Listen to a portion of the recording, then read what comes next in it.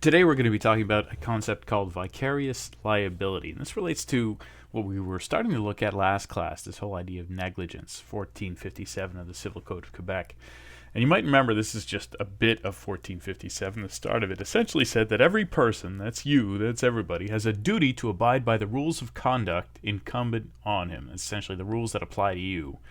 And that is to act reasonably, and you're liable for any injury that you cause to another person when you fail to act reasonably. Okay, that's the essence of 1457. I'm cutting out a bunch of stuff, but that's really what we saw last class. Now, there was another paragraph at the end of it that added a little something onto that. It said that he, that's just everybody, is also bound in certain cases to make reparation for injury caused to another by the act or fault of another person. So we focused on the first paragraph up there last class where we were saying, all right, everybody's got to act reasonably.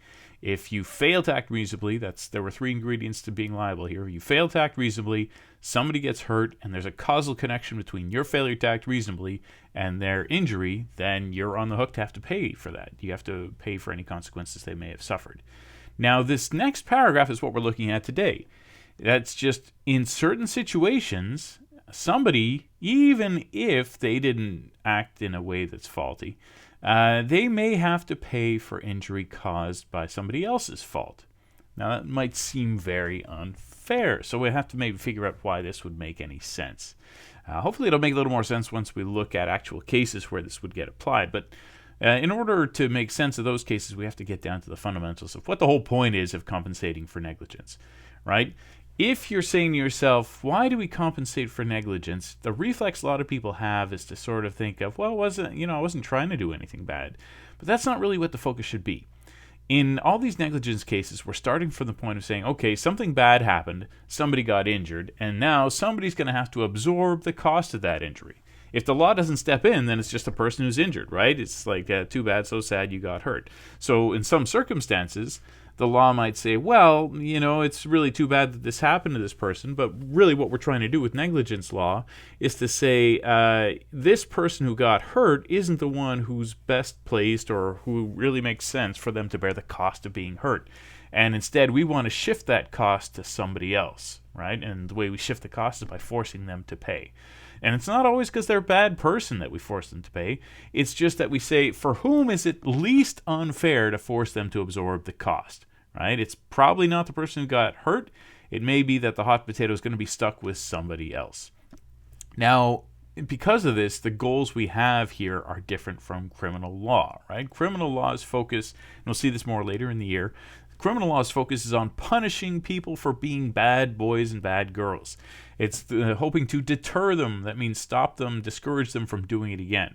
And all this is focusing on the public interest. We're looking at organizing society, trying to discourage people from doing bad things by punishing them, giving them some kind of putting them in jail, slapping them on the wrist, spanking them, saying, don't do this again. Very, very bad, right?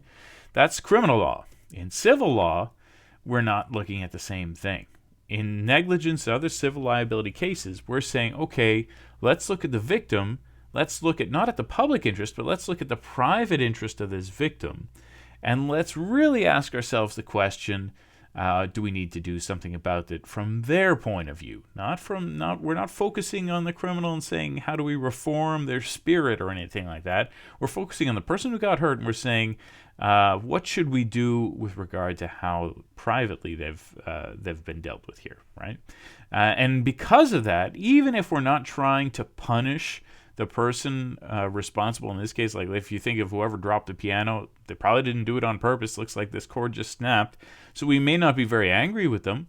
But if this guy gets substantially injured by this falling piano, we might say, even if we don't want to punish the person who accidentally dropped the piano on them, we might want to say, well, the guy who got the piano dropped on him shouldn't absorb the cost of piano impact. Instead, it may be more fair to make you pay for what happened here.